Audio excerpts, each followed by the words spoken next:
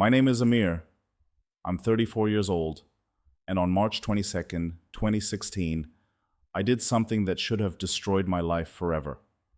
I was a senior commercial pilot, flying for 12 years, a devout Muslim who had never questioned my faith.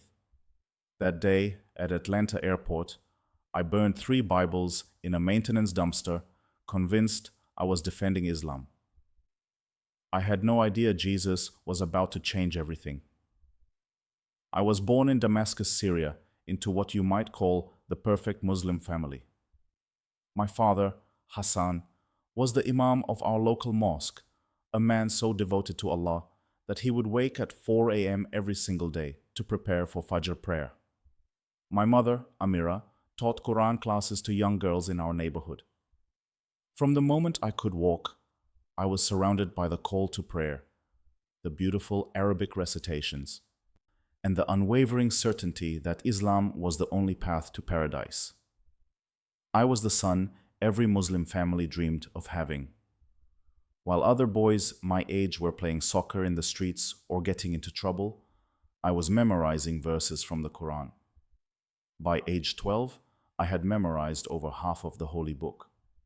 My father would beam with pride when visitors came to our home, and I would recite entire chapters perfectly, my voice echoing through our modest living room. The elders would nod approvingly and tell my parents that Allah had blessed them with a special child. Ask yourself this question: have you ever felt the weight of being someone's perfect example? That was my entire childhood. I never missed a single prayer, not even when I was sick with fever. I fasted during Ramadan without complaint, even as a young boy when it wasn't required. I studied Arabic until my eyes burned, determined to understand every nuance of Allah's word.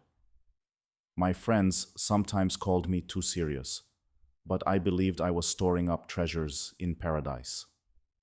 When other teenagers started questioning their parents' beliefs or rebelling against religious restrictions, I only grew more devoted. I would wake before dawn to join my father at the mosque, sitting cross-legged on the prayer rugs as he led the morning prayers.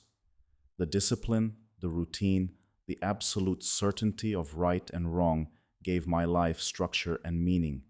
I knew exactly who I was and where I was going. My dream from childhood was to become a pilot, not because I loved airplanes or adventure, but because I believed Allah had given me this vision. I would imagine flying above the clouds, closer to heaven, carrying faithful Muslims to Mecca for Hajj. It seemed like the most noble profession I could pursue. When I told my father about this dream, he smiled and said that if Allah willed it, it would happen. I studied harder than anyone in my class. Mathematics, physics, English, everything I needed to qualify for flight training. When civil war broke out in Syria, my family made the difficult decision to move to Dubai, where my father had been offered a position at a larger mosque. I was 17 then, and the move actually helped my aviation dreams. The United Arab Emirates had excellent flight schools and opportunities with international airlines. By 2004, I had earned my commercial pilot's license. The day I received it, I prostrated myself in gratitude to Allah, tears streaming down my face. Everything I had worked for was coming together perfectly. Within months, Emirates Airlines offered me a position as a junior pilot. I was flying international routes, seeing the world, earning good money, and still maintaining my perfect religious observance. The flight routes were amazing. Dubai to London, Dubai to New York, Dubai to Atlanta. I loved the technical challenges of flying, but more than that, I loved being in the air during prayer times. There's something incredible about praying at 35,000 feet, feeling closer to Allah than the people below. I carried my prayer rug in my flight bag and would find quiet corners of airports around the world to fulfill my religious obligations. Other crew members, especially the non-Muslim ones, would sometimes watch me pray with curiosity. Some asked respectful questions about Islam, which I was always happy to answer. I saw these moments as opportunities to share the beauty of my faith. I genuinely believed I was representing the best of Islam to the world. By 2015, I had achieved everything I had dreamed of as a young man. I was a senior pilot, respected by my colleagues, financially successful, and engaged to the most beautiful woman I had ever met. Fatima was the daughter of another Imam in Dubai, a woman who shared my deep devotion to Islam. Our families had arranged our introduction, but we had genuinely fallen in love. She was intelligent, kind, and as committed to living according to Islamic principles as I was.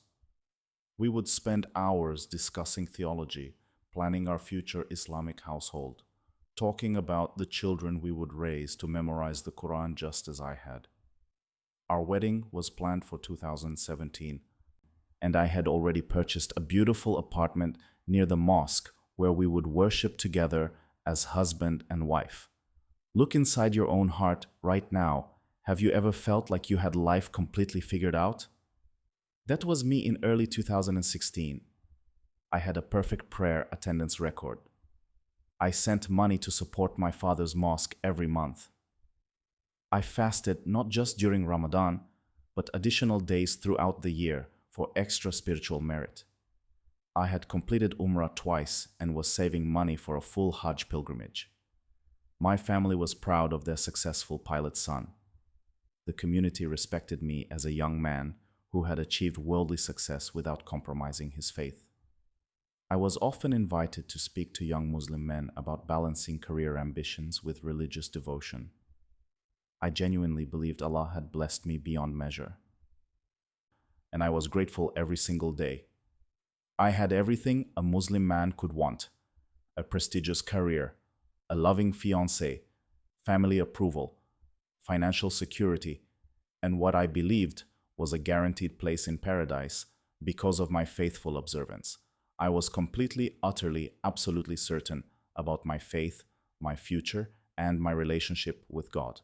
Little did I know, the true God was preparing my heart for something incredible, something that would shatter everything I thought I knew about Him. March 22nd, 2016. I remember that date like it's burned into my memory, because it was the day I committed what I thought was a righteous act, but what would actually become the catalyst for the most incredible transformation of my life. I had just completed a routine flight from Dubai to Atlanta, my favorite international route. The 14-hour journey had been smooth, and I was looking forward to my usual 36-hour layover before the return flight. Emirates always house us at the same hotel near Hartsfield-Jackson International Airport. After clearing customs and immigration, I took the shuttle to the crew rest facility within the airport itself. This was a quiet area reserved for international flight crews, equipped with sleeping quarters, a small kitchenette, and a common area where pilots and flight attendants could relax between flights. I had used this facility dozens of times over the years, without incident. I was exhausted from the long flight and looking forward to performing my Maghrib prayer before getting some rest. I pulled my prayer rug from my flight bag and began looking for a clean, quiet corner where I could face Mecca. That's when I saw them, 3 Bibles sitting on the small coffee table in the center of the common area, not just lying there casually, but arranged deliberately, almost like someone had placed them there as a display. My immediate reaction was confusion, then irritation, then genuine anger. How dare someone leave Christian propaganda in a space used by crews from all over the world, including many Muslim countries? The previous crew rotation must have included some American or European Christians who thought it was appropriate to evangelize in our shared workspace. I felt personally attacked and deeply disrespected. I picked up the first Bible and flipped through it. It was a standard English translation with thin pages and a black leather cover. Someone had even highlighted certain verses and written notes in the margins. The audacity of it made my blood boil. This wasn't just some forgotten book left behind accidentally. This was intentional religious propaganda, placed where Muslim crew members would be forced to see it. Ask yourself this question: have you ever felt so certain about defending your faith that anger seemed righteous? That's exactly how I felt in that moment. I wasn't just annoyed by an inconvenience. I was genuinely offended that someone would contaminate our sacred workspace with what I believed were corrupted teachings. My father had taught me that the Bible had been changed and distorted over the centuries, that only the Quran contained Allah's pure, unaltered word. I gathered all 3 Bibles from the table, holding them like they were contaminated objects. My heart was racing with righteous indignation. I couldn't leave them there for other Muslim crew members to see. What if a young, impressionable flight attendant found them and started reading? What if someone's faith was damaged by exposure to these false teachings? I convinced myself I had a religious duty to remove this spiritual pollution. The crew rest area was nearly empty at that hour, most people either sleeping or exploring Atlanta during their layover. I walked through the facility carrying the Bibles, looking for an appropriate way to dispose of them. Simply throwing them in the regular trash didn't seem sufficient. These books contained false claims about God that could mislead people. In my mind, they needed to be completely destroyed, not just discarded where someone else might find them. I remembered seeing maintenance areas behind the terminal during previous layovers.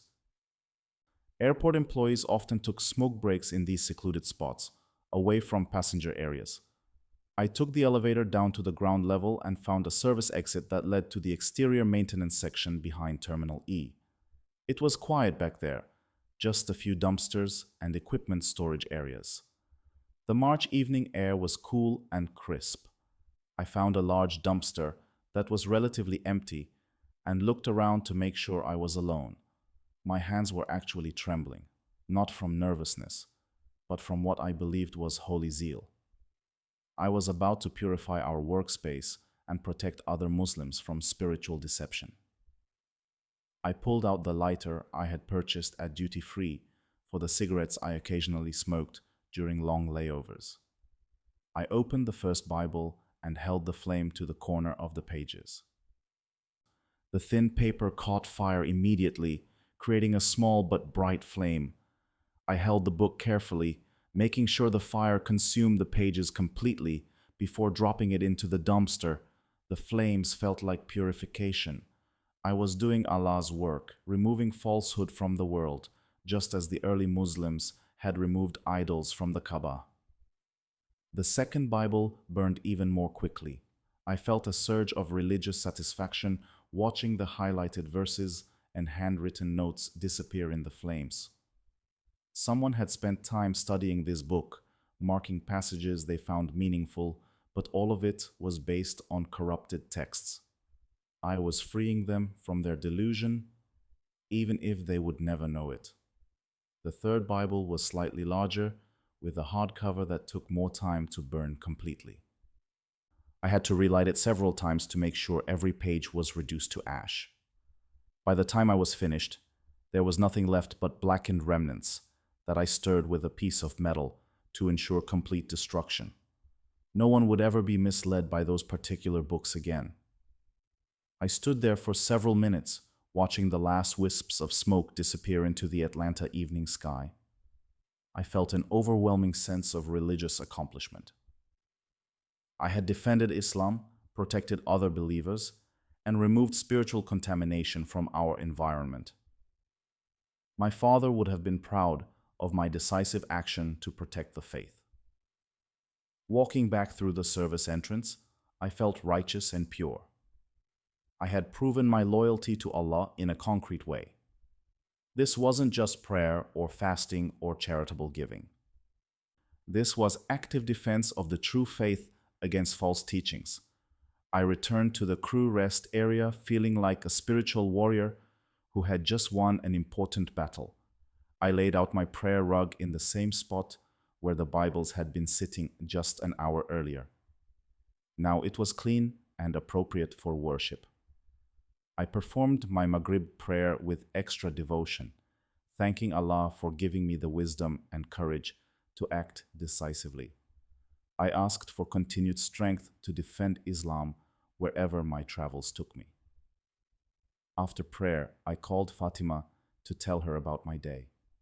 I didn't mention the Bible burning, but I did tell her how much I missed her and how excited I was about our upcoming wedding.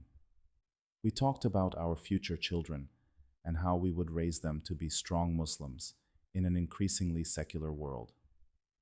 I felt like the perfect Muslim man, defending his faith and planning a righteous future. That night, I went to sleep feeling completely justified in my actions. I had no guilt, no doubt, no second thoughts whatsoever. In my mind, I had done exactly what any faithful Muslim should do when confronted with false teachings. I was protecting not just my own faith, but the faith of every Muslim who would use that crew rest area in the future. Look inside your own heart right now. Have you ever been so convinced you were doing the right thing that you never questioned your actions? I was absolutely, completely, totally certain that burning those Bibles was not just acceptable, but required by my faith. I had no idea that the God I thought I was serving was about to reveal himself to me in the most shocking way possible, or that those flames I had lit would become the very catalyst for my complete transformation. The strange occurrences began exactly 48 hours after I burned those Bibles. March 24th, 2016, I was preparing for my return flight to Dubai, feeling refreshed and spiritually satisfied from my Atlanta layover. I had completed all my pre-flight checks, reviewed weather reports, and was ready for another routine 14-hour journey across the Atlantic. I had flown this exact route hundreds of times before, and I knew every detail of the flight path, navigation waypoints, and standard operating procedures. During the pre-flight inspection, I noticed the first unusual occurrence. The primary navigation system was showing inconsistent readings. The GPS coordinates were flickering between correct and wildly incorrect positions, jumping from Atlanta to coordinates that would place us somewhere over the Pacific Ocean. I called maintenance immediately, concerned that we might need to delay the flight for repairs. 2 maintenance technicians spent over an hour examining every component of the navigation system. They ran diagnostic tests, checked all connections, and even replaced several circuit boards. According to their equipment, everything was functioning perfectly. The test readings showed normal operation, but when I sat in the pilot's seat and touched the controls, the erratic behavior returned immediately. They had never seen anything like it. My co-pilot, Ahmed, was equally puzzled. He was an experienced pilot who had worked with me on dozens of flights. When he operated the same navigation controls, everything worked normally. The moment I took control, the system would begin displaying impossible readings. We finally decided to proceed with the flight using backup navigation systems, assuming the primary system had some intermittent fault that would be fully diagnosed after we reached Dubai. During the flight itself, the technical problems escalated beyond anything I had ever experienced. The autopilot system would disengage randomly, forcing me to hand-fly the aircraft for extended periods. Radio communications with air traffic control became increasingly difficult, with constant static and interference that only seemed to affect transmissions when I was speaking. Ahmed could communicate clearly, but my voice would be distorted or completely lost in crackling static. The instrument panel began displaying readings that defied explanation. Altimeter readings would suddenly jump by thousands of feet, showing us at impossible altitudes. Engine temperature gauges would spike into red warning zones, triggering alarms only to return to normal readings seconds later. Fuel quantity indicators would fluctuate wildly, suggesting we were either completely empty or impossibly overfull. Ahmed suggested that I rest and let him handle the flight controls for a while.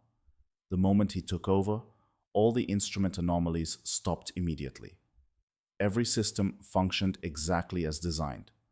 But when I resumed control, the problems returned with even greater intensity. We were forced to declare a precautionary situation with air traffic control and request priority handling, though we couldn't adequately explain what was wrong.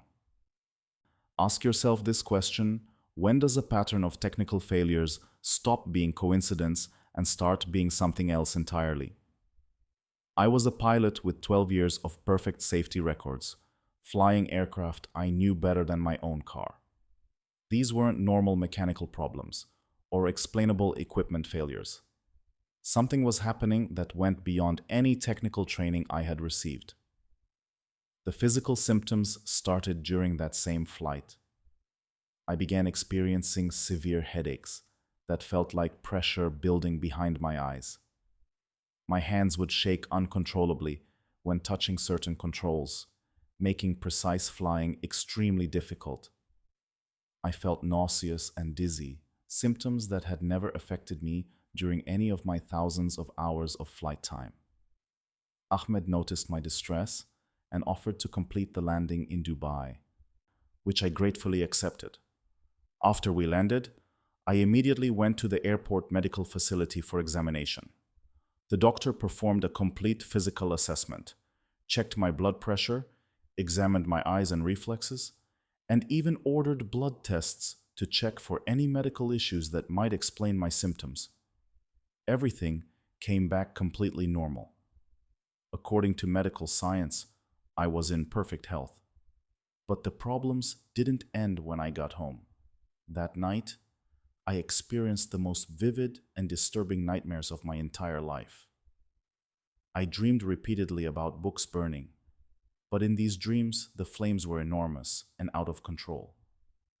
I would see myself trying to contain fires that kept spreading beyond my ability to manage. I would wake up sweating and terrified, feeling like something terrible was pursuing me. The nightmares became a nightly occurrence. Every single time I closed my eyes, I would see flames and burning pages. Sometimes the dreams were so intense that I would wake up smelling smoke, convinced that something in my apartment was actually on fire. I would search every room, checking for any source of the smell, but find nothing. The phantom smoke odor would linger for hours, making it impossible to return to sleep. My prayer life, which had always been the source of my greatest peace and strength, became increasingly difficult. During my 5 daily prayers, I found myself unable to concentrate. Instead of feeling the familiar comfort of communicating with Allah, I felt distracted and agitated. The Arabic words that I had recited flawlessly for decades would get jumbled in my mouth. I would forget verses I had memorized perfectly since childhood. Fatima noticed the changes in my behavior immediately. During our daily phone conversations, she commented that I sounded stressed and distant. When I tried to explain the technical problems with my flights, my voice would shake with an anxiety I couldn't understand. She suggested that I might be working too hard and recommended that I take some vacation time to rest and recover. I visited the mosque in Dubai seeking guidance from the Imam. I described my sleep problems and difficulties concentrating during prayer, though I didn't mention the specific technical issues or the Bible burning incident. The Imam suggested additional purification rituals and extra prayers to strengthen my spiritual defenses against whatever was attacking my peace of mind. I followed his advice meticulously, but nothing changed. The technical problems continued on every subsequent flight. It reached the point where other pilots began requesting not to be scheduled with me, concerned that my presence was somehow causing dangerous equipment malfunctions. The airline's safety department began an investigation into what they called unusual incident patterns associated with my flights. During one particularly frightening flight to London, the aircraft's electrical systems began failing systematically. Navigation, communication, lighting, and even basic flight instruments would malfunction whenever I touched the controls. We were forced to declare an emergency and make an immediate landing in Frankfurt. The subsequent investigation found absolutely nothing wrong with the aircraft, but the pattern was undeniable. Look inside your own heart. Right now, have you ever experienced something that made you question everything you thought you knew about reality? That's where I found myself by early April 2016. I was a rational, technically trained professional facing phenomena that had no logical explanation. Something was happening that went beyond mechanical failures or medical problems. I began to suspect that my disturbances might be connected to the Bible burning incident, though I couldn't understand why. I had done what I believed was right, defending my faith and removing false teachings. Why would Allah allow such problems to afflict someone who had acted to protect Islam? The thought that my righteous actions might somehow be causing these troubles was terrifying and confusing. The isolation became overwhelming. I couldn't explain what was happening to my colleagues, my family, or even Fatima without sounding mentally unstable. I was drowning in unexplainable circumstances, and every attempt to find relief through Islamic practices only seemed to make the situation worse. I had no idea that God was actually pursuing me with relentless love, preparing my heart for the most incredible encounter of my life. April 3rd, 2016. This was supposed to be a routine flight, Emirates Flight EK217 from Dubai to Atlanta, the same route I had flown countless times before. I was piloting a Boeing 737-300ER with 247 passengers and 14 crew members aboard. My co-pilot was Sarah Mitchell, an experienced American pilot who had joined Emirates 2 years earlier.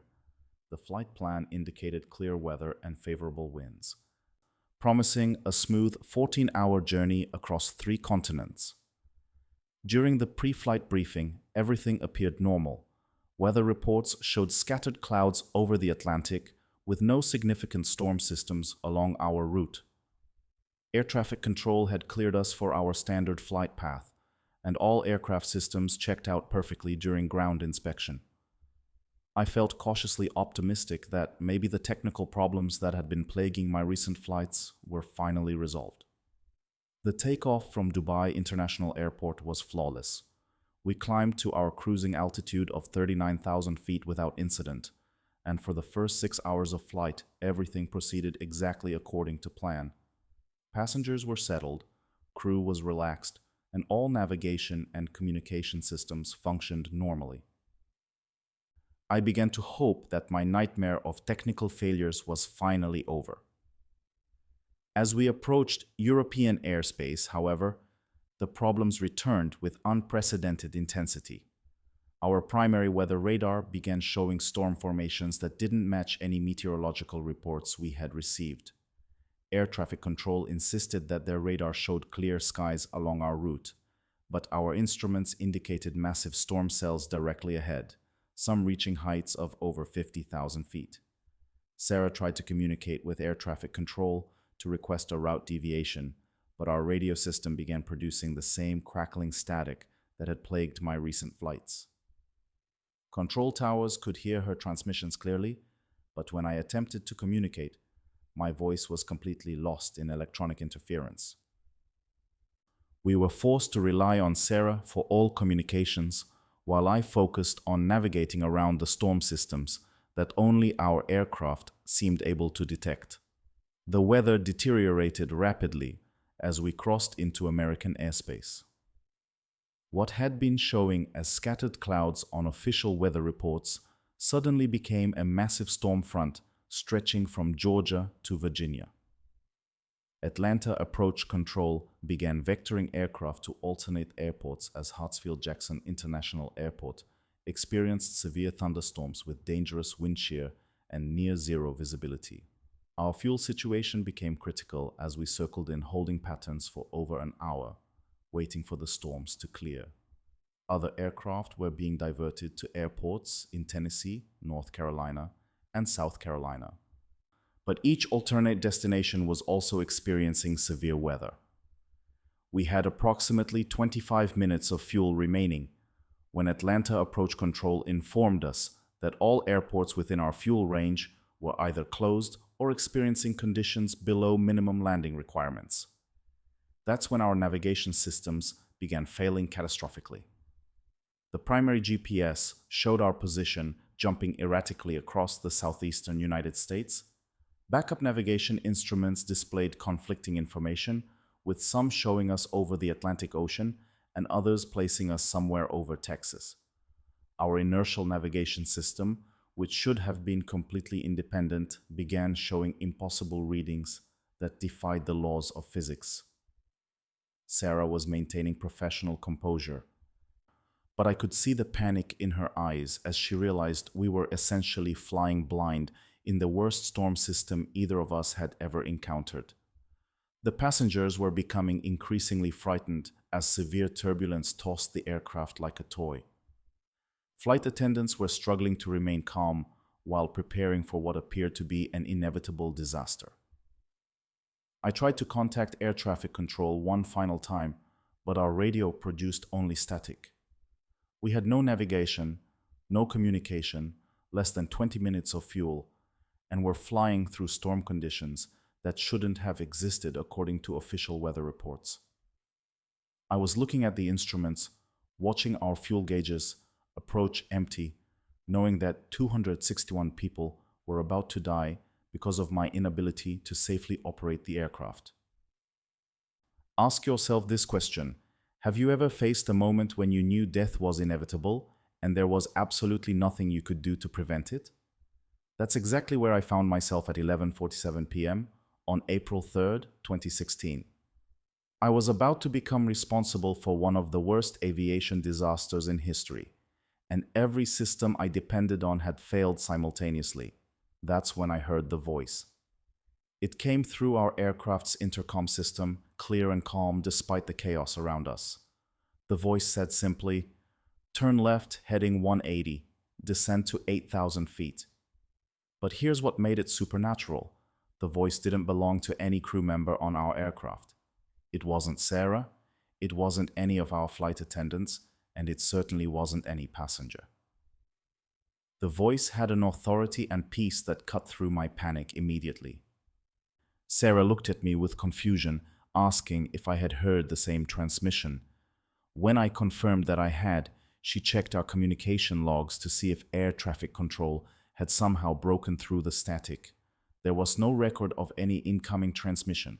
The voice had spoken directly through our intercom, but there was no external source for the communication. Against every principle of aviation safety, I followed the instructions from the mysterious voice. I turned the aircraft to a heading of 180 degrees and began descending toward 8,000 feet, directly into what our instruments showed as the most severe part of the storm system. Sarah questioned the decision, but something in my spirit knew beyond doubt that we should obey the voice, regardless of what our failed instruments were showing. The moment I completed the turn and reached 8,000 feet, something extraordinary happened. Our navigation instruments suddenly stabilized and began showing consistent, logical readings. The storm that had appeared massive and impenetrable on our radar simply vanished, revealing a clear path directly to Atlanta's runway. Weather that should have made landing impossible suddenly became calm and manageable. But the most incredible moment was yet to come. As I focused on the instrument panel, trying to process what was happening, I saw something that changed my understanding of reality forever. For just a few seconds, but clearly and unmistakably, I saw the figure of a man standing beside my pilot's seat. He was wearing simple white clothing, and his presence filled the cockpit with overwhelming peace and love. I knew immediately, without question or doubt, that I was looking at Jesus Christ. Not Allah, not Muhammad, not any figure from Islamic teaching.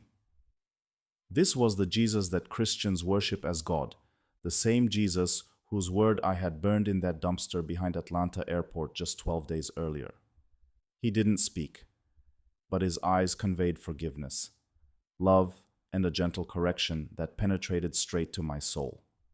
The vision lasted only moments, but in that brief encounter, everything I had believed about God, religion, and spiritual truth was completely shattered.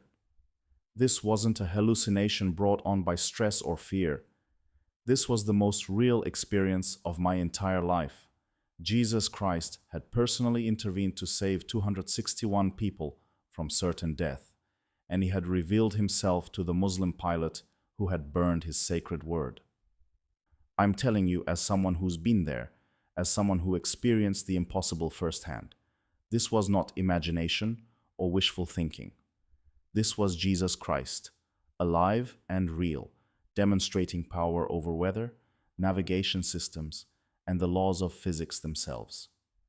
The God I thought I knew through Islam was nothing compared to the Jesus who stood beside me in that cockpit. The landing was perfect, despite conditions that should have made it impossible. As we touched down on Atlanta's runway at exactly 12:23 a.m. on April 4th, the storm cleared completely, as if it had never existed. Ground control was amazed, asking how we had managed to find the runway in zero visibility conditions. Passengers were applauding, thinking my piloting skills had saved them, but I knew the truth. I sat in the cockpit after all passengers had deplaned, my hands shaking uncontrollably as the magnitude of what had happened settled into my consciousness. I had just encountered the living God, and he wasn't who I had thought he was for 34 years of my life. Jesus Christ had saved us all, and in doing so, he had revealed that everything I believed about God was wrong. Sarah asked if I was feeling all right, noting that I looked pale and shaken. How could I explain that I had just met Jesus Christ personally? How could I tell anyone that the God I had served my entire life had just proven he was actually someone completely different? I was about to embark on a spiritual journey that would cost me everything I had ever known and give me everything I had never dreamed possible. The morning after the miraculous landing, I woke up in my Atlanta hotel room feeling like I was living in someone else's life. For the first time in weeks, I had slept peacefully without nightmares, but I was more confused than ever about what I had experienced. Part of me wanted to rationalize what had happened as stress-induced hallucination, but I knew in my heart that I had encountered something absolutely real and life-changing. I tried to perform my Fajr prayer as I had every morning for decades, but the words felt foreign in my mouth. As I prostrated myself toward Mecca, all I could think about was the figure I had seen in the cockpit, the peace in his eyes, the overwhelming love that had emanated from his presence, the authority with which he had spoken through our aircraft systems. This wasn't the Allah I had worshipped my entire life. This was someone completely different. Instead of returning immediately to Dubai as scheduled, I called in sick and extended my stay in Atlanta for 3 additional days. I told the cruise scheduler that I was experiencing fatigue and needed medical clearance before flying again. In reality, I was desperate to understand what had happened to me and what it meant for everything I had believed about God. I found myself walking through the streets of downtown Atlanta, looking for answers I couldn't even articulate. I passed several churches and felt an inexplicable pull to enter them, though my Islamic upbringing had taught me that entering Christian places of worship was forbidden. Finally, I gathered enough courage to step inside a small Baptist church that had its doors open during the day. The interior was completely different from any mosque I had ever visited. Instead of Arabic calligraphy and geometric patterns, the walls were adorned with images of Jesus Christ. There were stained glass windows depicting biblical scenes, wooden pews arranged in rows facing an altar, and an overwhelming sense of peace that reminded me of what I had felt in the cockpit. I sat in the back row, trying to process the emotions flooding through me. An elderly man, who I later learned was the pastor, approached and asked if I needed prayer or someone to talk with. I was so desperate for answers that I found myself telling this complete stranger about my experience, though I left out the details about burning Bibles and my Islamic background. Pastor Williams listened without judgment as I described seeing a figure in white during our emergency landing. When I finished, he smiled gently and said, "Son, it sounds like Jesus revealed himself to you personally. That's not something that happens by accident. He's calling you to know him." Those words hit me like lightning, confirming what I had been afraid to admit even to myself. Pastor Williams gave me a Bible, the same type of book I had burned just 2 weeks earlier. I held it in my hands, remembering the flames consuming identical pages, and felt overwhelming shame for what I had done. How could I have destroyed something so sacred? How could I have been so wrong about who God really was? That night in my hotel room, I opened the Bible for the first time in my life with a sincere desire to understand its message. I had been taught that it was corrupted and unreliable, but after encountering Jesus personally, I needed to read his actual words for myself. I started with the Gospel of John, and by the 3rd chapter, I was weeping uncontrollably. The 16th verse stopped me completely. "For God so loved the world that he gave his one and only Son, that whoever believes in him shall not perish, but have eternal life." This was the opposite of everything I had learned about God through Islam. This spoke of a God who sacrificed for humanity rather than demanding sacrifice from humanity. This was a God of grace rather than a God of works and performance. I spent the entire night reading, comparing what the Bible said about Jesus with what the Quran taught about Isa. The differences were staggering and impossible to reconcile. Either Jesus was who the Bible claimed he was, the Son of God who died for humanity's sins, or he was merely a prophet as Islam taught. Both couldn't be true simultaneously. Look inside your own heart right now. Have you ever faced a moment when everything you thought you knew about life was suddenly challenged by undeniable truth? That's where I found myself during those 3 days in Atlanta. I was wrestling with the possibility that my entire worldview, my family's faith, and 34 years of religious devotion might have been directed toward the wrong understanding of God. The internal war was intense and exhausting. My Islamic training told me that considering Jesus as God was the unforgivable sin of shirk, associating partners with Allah.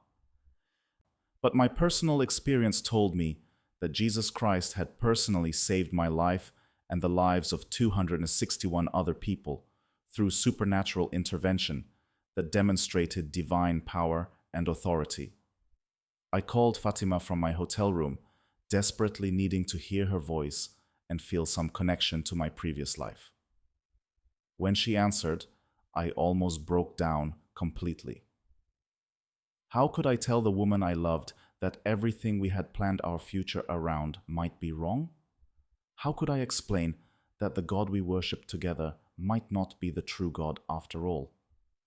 During our conversation, I found myself unable to pray with her as we usually did. When she suggested we recite Quranic verses together over the phone, I made excuses and changed the subject. She sensed something was wrong, but attributed it to work stress and fatigue from difficult flights. On my final night in Atlanta, April 6, 2016, I reached the breaking point of my spiritual struggle. I was alone in my hotel room, holding the Bible Pastor Williams had given me, and I knew I had to make a decision that would change everything. I couldn't continue living with the uncertainty and contradiction between my experience and my beliefs. I fell to my knees beside the hotel bed, not in the direction of Mecca, as I had done thousands of times before, but simply looking up toward heaven with complete desperation and honesty. For the first time in my life, I prayed to Jesus Christ directly. Jesus, if you're really who the Bible says you are, if you're truly God and not just a prophet, I need to know. I need you to forgive me for burning your word. I need you to save me. The response was immediate and overwhelming. The same peace I had felt in the cockpit flooded through my entire being. It was like every burden I had ever carried was suddenly lifted from my shoulders.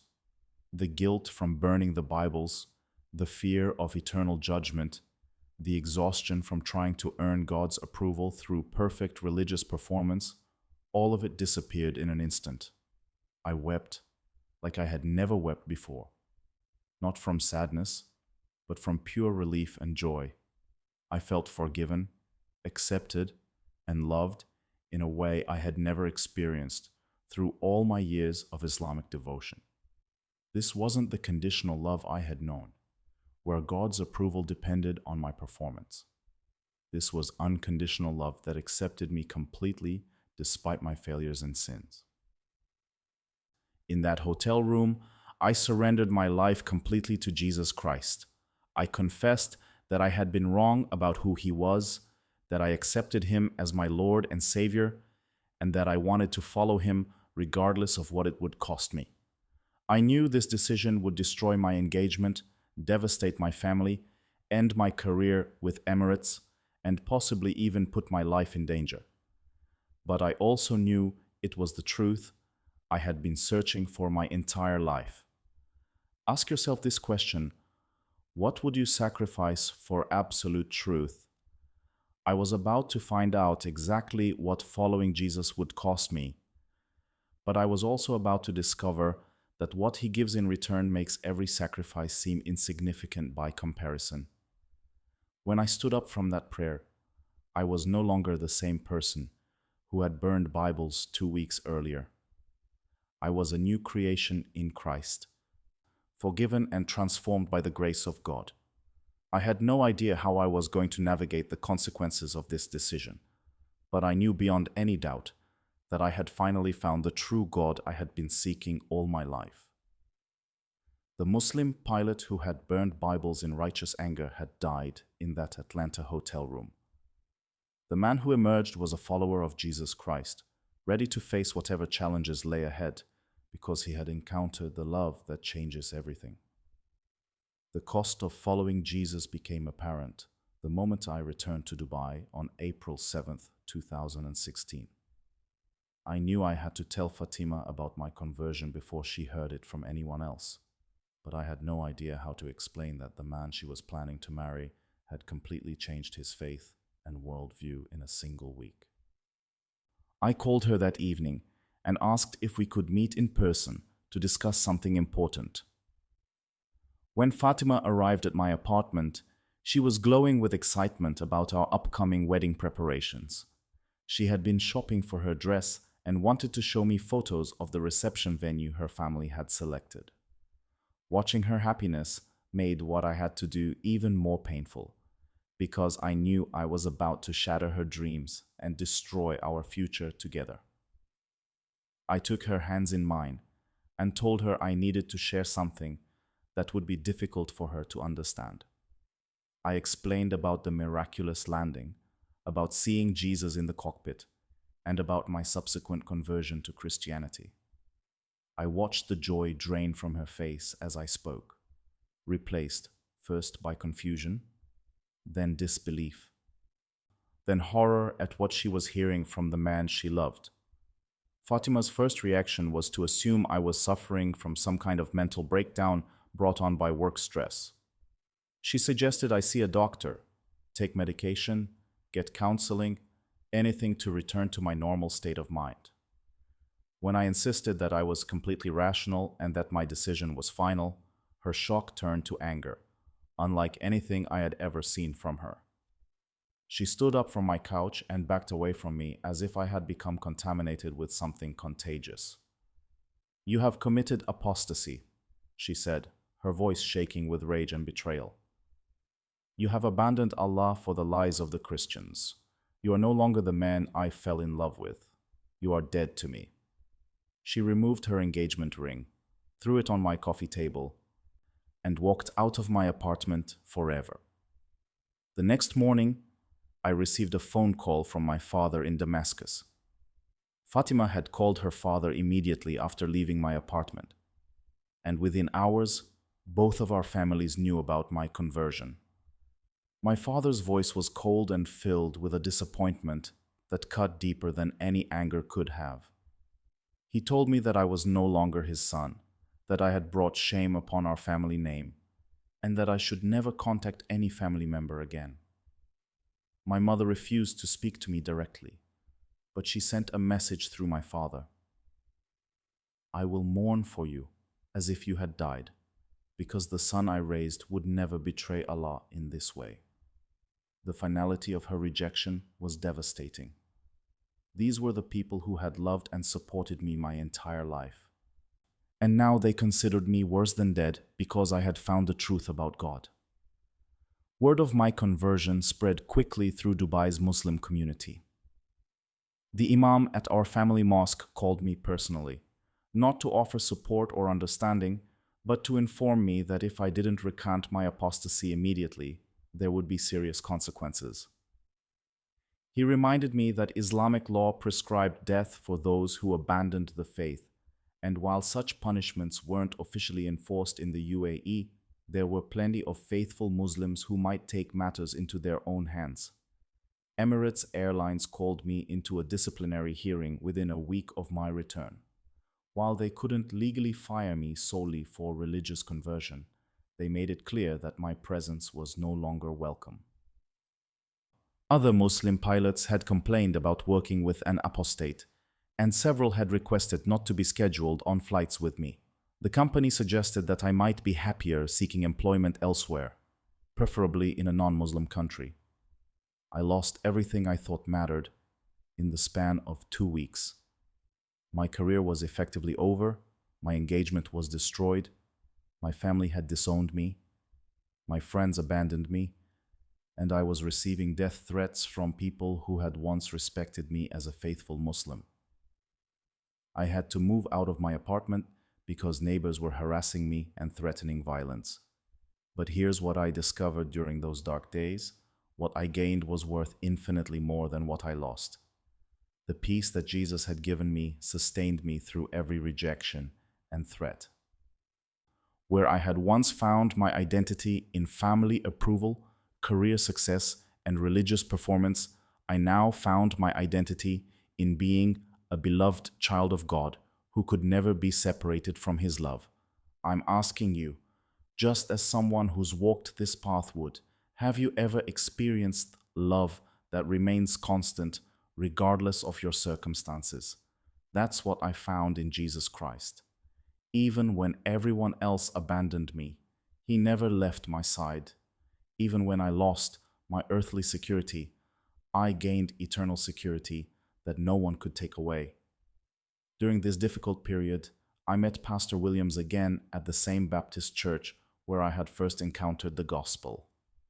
He introduced me to other former Muslims who had converted to Christianity and faced similar persecution.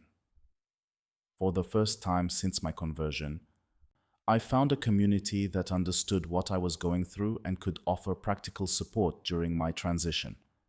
Through this Christian community, I met Sarah. Not the Sarah who had been my co-pilot during the miraculous landing, but Sarah Johnson, a flight attendant with Delta Airlines who had been a committed Christian her entire life. She was volunteering at a ministry that reached out to airline employees when we first met in late 2016. Unlike Fatima, who had loved me conditionally based on my religious performance, Sarah loved me for who I was in Christ. Sarah and I were married in a beautiful church ceremony in Atlanta on September 15, 2017, exactly 18 months after I had burned Bibles in that same city. Pastor Williams performed the ceremony, and over 200 Christians from around the world attended to celebrate with us. My biological family was absent, but I was surrounded by my new family in Christ, who had embraced me completely.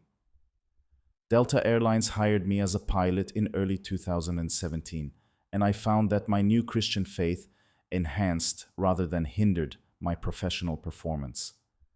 The anxiety and technical problems that had plagued my flights as a Muslim completely disappeared. I flew with peace and confidence, knowing that my identity wasn't tied to my job performance, but to my relationship with Jesus. Sarah and I have been blessed with two beautiful children, Michael and Grace, who are being raised in the knowledge and love of Jesus Christ. When I watch them pray before meals or sing worship songs, I'm amazed at how natural their faith is compared to the religious struggle I experienced as a Muslim. They know they are unconditionally loved by God, not because of what they do, but because of what Jesus has done for them. In 2019, I was ordained as an airline chaplain, officially recognized, to provide spiritual counseling to airline employees of all backgrounds. This position has allowed me to share my testimony with thousands of pilots, flight attendants, and ground crew members from around the world. Many Muslim airline employees have approached me privately, curious about my conversion and hungry for the same peace they see in my life. The most incredible full-circle moment came in 2020 when I returned to the exact spot behind Terminal E at Atlanta Airport, where I had burned those Bibles 4 years earlier. This time, I was carrying a box of Bibles to distribute to airline crews. I stood in that same location, praising Jesus for his incredible grace and transformation. From Bible burner to Bible distributor, only God could orchestrate such a complete reversal. Over the past 8 years, more than 200 Muslims have accepted Jesus Christ through hearing my testimony. Airlines crews, mosque attendees who knew my story, and even some of my former friends in Dubai have reached out secretly to learn more about the Jesus who transformed my life so dramatically. Each conversion reminds me that God can use even our worst mistakes for his glory. Look inside your own heart right now and ask yourself this question. What would it take for you to surrender everything to follow Jesus? I lost a career, a fiancé, a family, and a community. But I gained eternal life, perfect peace, unconditional love, and a purpose that transcends anything this world can offer. Jesus changed everything about my life, and he can change everything about yours too. I still pray 5 times a day, but now I pray to the God who loves me unconditionally rather than the God who demanded perfect performance. I still read sacred texts daily, but now I read the Bible instead of the Quran, finding comfort in promises of grace rather than threats of judgment. I still live my faith publicly, but now I share the good news of salvation rather than defending religious superiority. The Muslim pilot who burned Bibles in self-righteous anger no longer exists. In his place stands a man who distributes those same Bibles with humble gratitude, sharing the love of Jesus Christ with anyone who will listen. If God can transform someone like me, someone who actually burned his sacred word, then he can absolutely transform you, regardless of your background or past mistakes. Jesus is calling you right now, just as he called me in that Atlanta hotel room 8 years ago. Don't wait for dramatic intervention or miraculous signs. He's knocking on the door of your heart through this very testimony. Will you let him in and discover the love that changes everything? The same Jesus who saved 261 people from certain death is ready to save you for eternal life. All you have to do is ask him.